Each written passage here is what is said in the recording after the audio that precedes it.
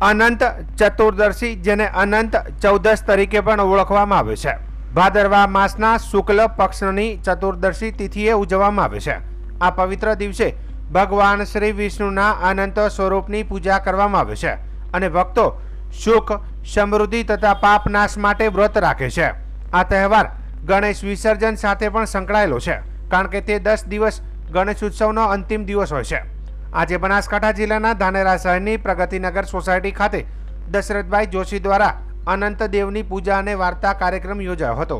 દર વર્ષની જેમ આ વર્ષે પણ મોટી સંખ્યામાં ભક્તોએ ઉપસ્થિત રહીને અનંત દેવના વ્રતનો દોરો બાંધીને આશીર્વાદ પ્રાપ્ત કર્યો હતો।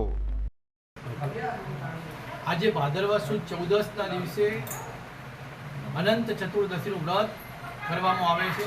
બધા જ લોકો આ વ્રત, સ્ત્રી પુરુષો સૌ આ વ્રત કરે છે। આ વ્રતમાં 14 ગાંઠ વાળો એક દોરો પોતાના જમણા હાથે બાંધવામાં આવે છે અને ભગવાન અનંતની વાર્તા સાંભળવામાં આવે છે, પૂજન અર્ચન અને આરતી કરવામાં આવે છે।